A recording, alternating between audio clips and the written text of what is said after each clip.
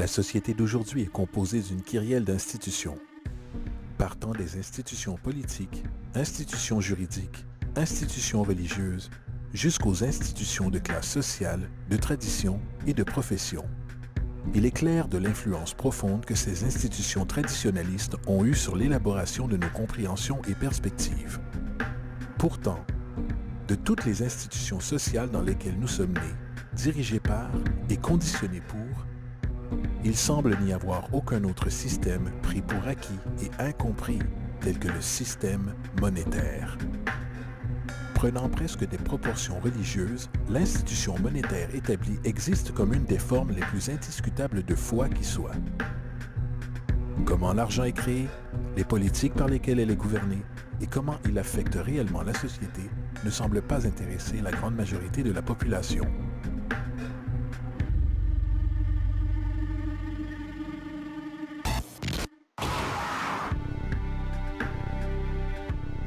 Dans un monde où 1% de la population possède 40% de la richesse de la planète, dans un monde où 34 000 enfants meurent chaque jour de pauvreté et de maladies évitables, où 50% de la population du monde vit avec moins de 2 $ par jour, une chose est claire, quelque chose tourne très mal. Et que nous en sommes conscients ou non, le moteur de toutes nos institutions établies et de la société elle-même est l'argent. Donc, comprendre cette institution de politique monétaire est essentiel pour comprendre pourquoi nos vies sont telles qu'elles sont. Malheureusement, l'économie est souvent perçue avec confusion et ennui. Les flux ininterrompus du jargon financier secondé de mathématiques dissuadent rapidement les gens de tenter de la comprendre. Pourtant, le fait est que la complexité associée au système financier n'est qu'un simple masque conçu pour dissimuler une des structures les plus socialement paralysantes que l'humanité ait jamais subies.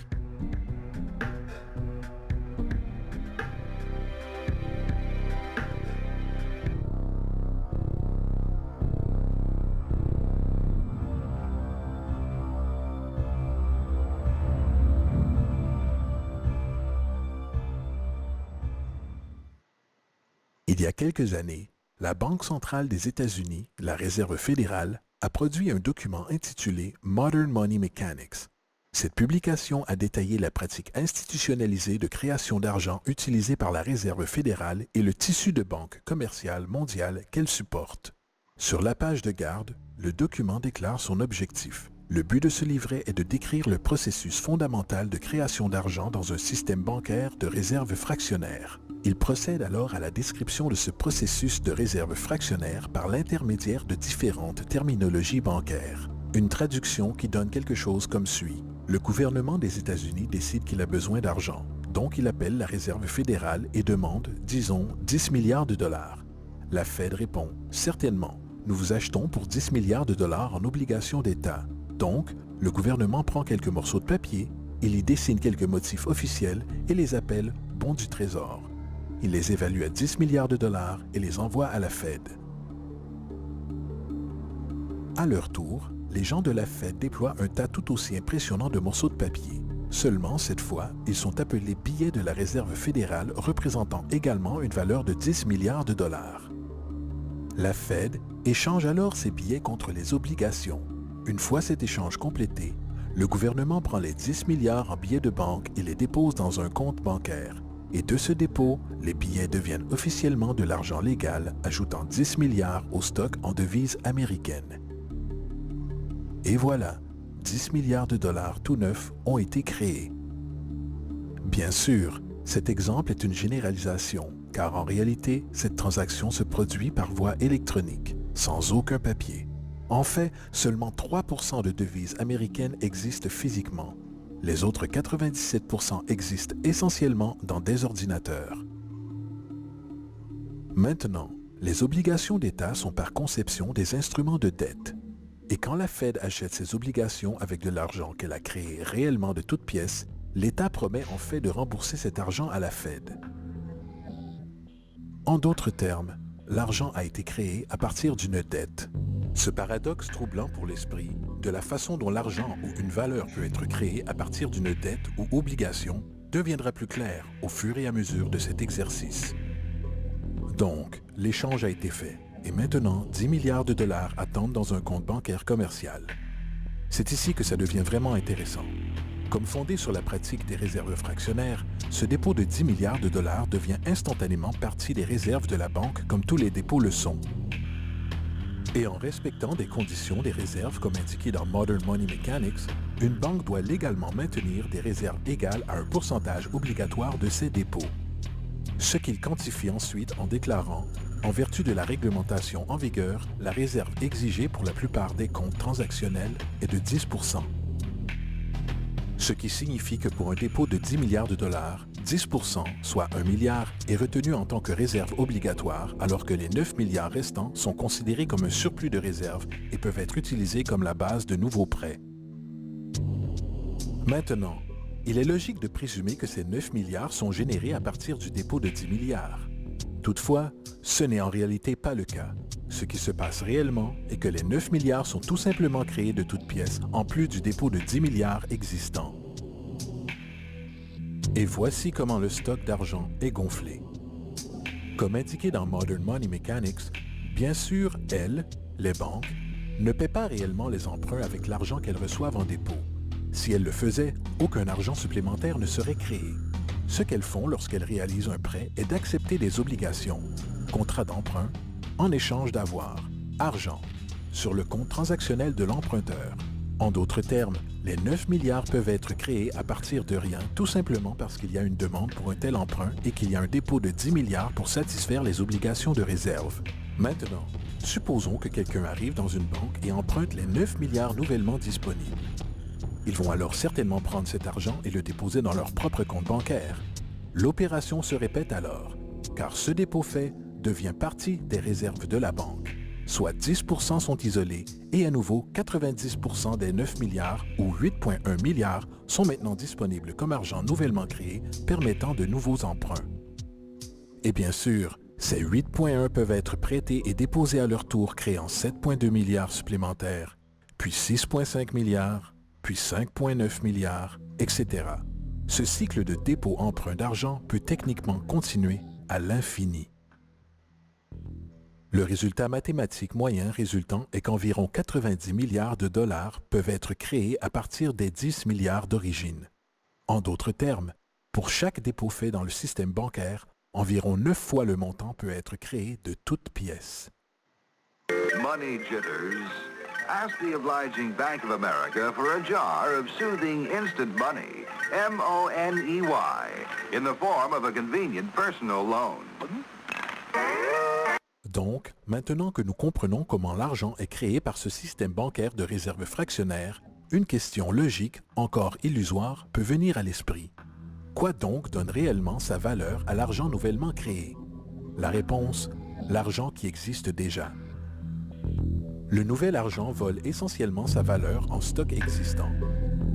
Comme le stock total est accru sans se soucier de la valeur en biens et services, et comme le stock et la demande définissent l'équilibre, les prix augmentent diminuant le pouvoir d'achat de chaque dollar. Ceci est généralement dénommé inflation. Et l'inflation est essentiellement une taxe cachée sur les citoyens.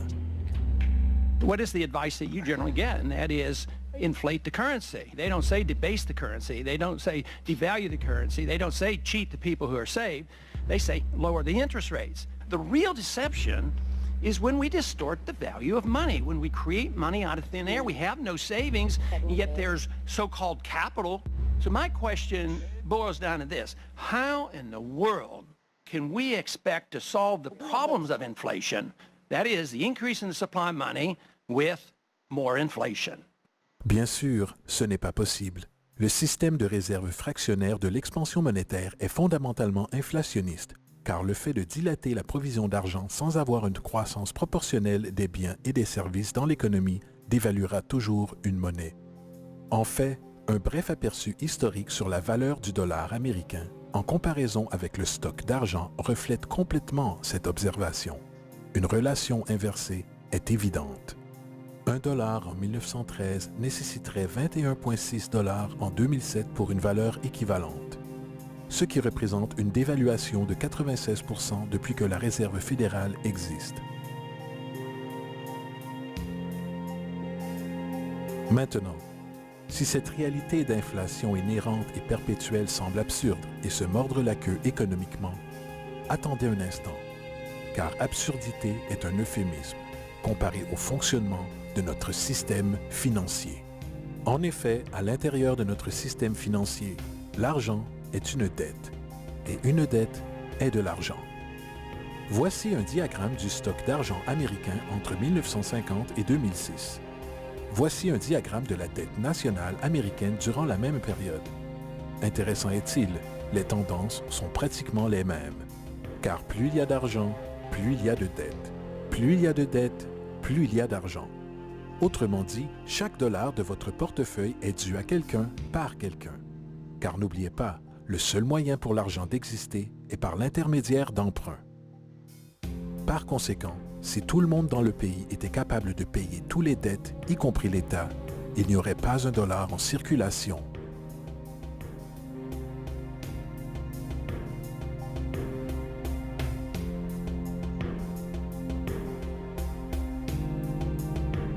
En fait, la dernière fois dans l'histoire américaine que la dette nationale fut réglée a été en 1835, après que le président Andrew Jackson ait fermé la banque centrale qui a précédé la Réserve fédérale. En fait, l'entière profession de foi politique de Jackson tournait essentiellement autour de son engagement à fermer la banque centrale, déclarant sur ce point « L'effort éhonté que la banque actuelle a fait pour contrôler le gouvernement ne sont que les présages du destin qui attend les Américains, qu'ils soient trompés dans une perpétuation de cette institution ou à la mise en place d'une autre comme elle. » Malheureusement, ce message n'a pas perduré et les banquiers internationaux ont réussi à installer une autre banque centrale en 1913. La Réserve fédérale. Et aussi longtemps que cette institution existe, une dette perpétuelle est garantie. Maintenant, jusqu'ici, nous avons discuté du fait que l'argent est créé de toutes pièces au travers de prêts.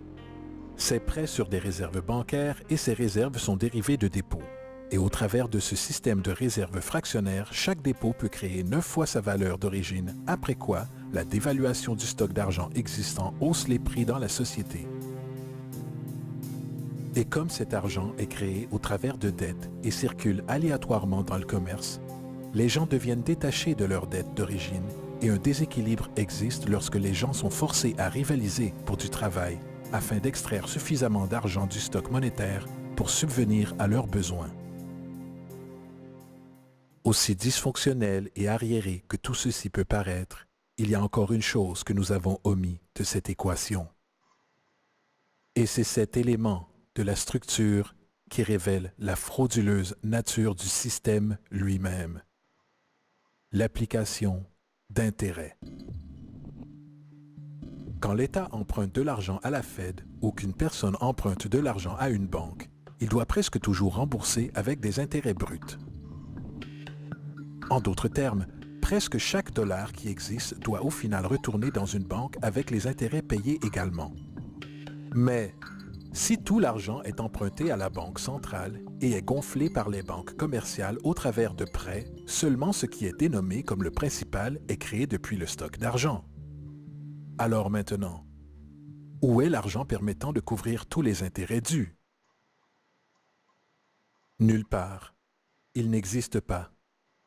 Les ramifications de cette disposition sont renversantes, car le montant d'argent dû aux banques excédera toujours le montant d'argent disponible en circulation. C'est pourquoi l'inflation est constante dans l'économie, car de l'argent frais est toujours nécessaire pour aider à couvrir le déficit perpétuel intégré au système causé par le besoin de payer les intérêts. Ce qui signifie aussi que mathématiquement, les défaillances et la banqueroute sont littéralement incorporées au système et qu'il y aura toujours des laissés pour compte de la société qui n'auront que des miettes. Une analogie serait le jeu de la chaise musicale. Au moment où la musique s'arrête, quelqu'un est mis de côté. Et c'est tout le problème. Ils transfèrent invariablement les véritables biens de l'individu vers les banques, car si vous n'êtes pas en mesure de payer votre hypothèque, ils prendront votre propriété. C'est particulièrement rageant quand vous réalisez que non seulement ce défaut est inévitable dû aux pratiques de réserve fractionnaire, mais aussi par le fait que l'argent que la banque vous a prêté n'existe pas légalement en premier lieu. En 1969, un cas à la Cour d'affaires du Minnesota a impliqué un homme nommé Jérôme Daly, qui recusait la saisie de sa maison par la banque qui lui avait fait le prêt pour l'acheter. Son argument était que le contrat d'hypothèque exigeait que les deux parties, lui et la banque, aient chacun établi une forme légitime de propriété pour l'échange. Dans le jargon légal, ceci est appelé contrepartie. M. Daly expliqua que cet argent n'était pas, en réalité, la propriété de la banque, car il était créé à partir de rien au moment de la signature d'accords du prêt. Vous rappelez-vous de ce que Modern Money Mechanics déclare à propos des prêts? Ce qu'ils font, lorsqu'ils accordent un prêt, est d'accepter des obligations en échange de fonds. Les réserves sont inchangées par la transaction d'un prêt, mais déposer des fonds constitue un ajout au total des dépôts du système bancaire. En d'autres termes, l'argent ne provient pas de leur actif existant. La banque invente simplement, ne mettant en jeu rien du tout, hormis son obligation théorique sur papier. Alors que le jugement du litige progressait, M. Morgan, le président de la banque, déposa son témoignage et dans le mémorandum personnel du juge, il rappela que le plaignant, le président de la banque, admit qu'avec la participation de la Réserve fédérale a créé de l'argent ou des avoirs sur ses livres comptables. L'argent et les avoirs ont vu le jour lorsqu'ils les ont créés. M. Morgan admit qu'aucune loi des États-Unis n'existe lui donnant le droit de le faire. Une contrepartie légitime doit exister et être remise pour entretenir l'obligation. Le jury n'a pas trouvé de contrepartie légitime et approuve. Il ajouta aussi, poétiquement, « Seul Dieu peut créer quelque chose de valeur à partir de rien. » Et sur cette révélation, la Cour rejeta la demande de saisie de la banque et Daly garda sa maison.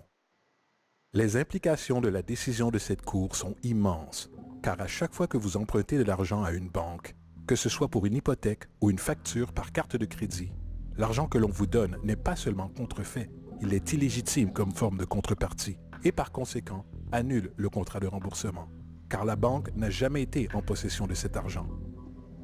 Malheureusement, de telles jurisprudences sont supprimées et ignorées, et le jeu du transfert perpétuel de biens et de la dette perpétuelle continue. Ce qui nous amène à l'ultime question. Pourquoi?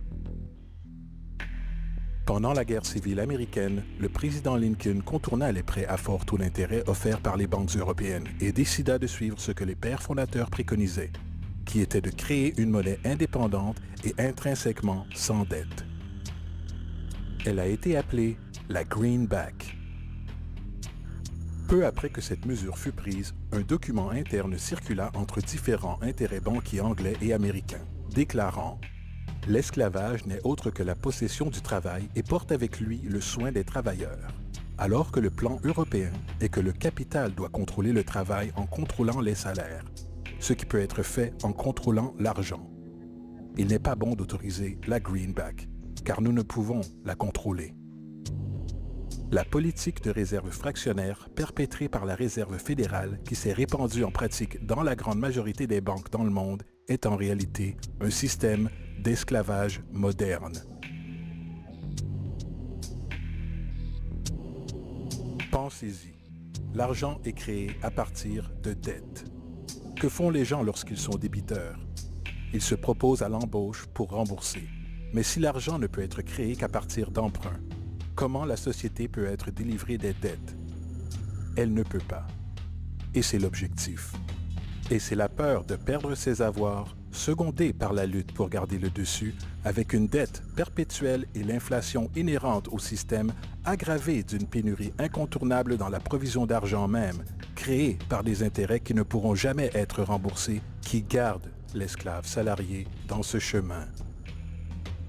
Courant sur une roue de hamster, avec des millions d'autres, en effet propulsant un empire qui ne bénéficie réellement qu'à une élite au sommet de la pyramide. Car, à la fin de la journée, pour qui travaillez-vous réellement? Les banques. L'argent est créé dans une banque et inévitablement finit dans une banque. Ce sont les véritables maîtres, accompagnés des corporations et des gouvernements qu'ils supportent. L'esclavage physique oblige à nourrir et loger les gens. L'esclavage économique oblige les gens à se nourrir et se loger eux-mêmes. C'est l'une des arnaques les plus ingénieuses de manipulation sociale jamais créées. Et à la base, c'est une guerre invisible contre la population. La dette est une arme utilisée pour conquérir et asservir des sociétés, et les intérêts sont ses munitions principales. Et comme la majorité vit ignorante de cette réalité, les banques, en association avec les gouvernements et les corporations, continuent à perfectionner et étendre leurs tactiques de guerre économique, générant de nouvelles bases, telles que la Banque mondiale et le Fonds monétaire international, tout en inventant un nouveau type de soldat, la naissance de l'assassin économique.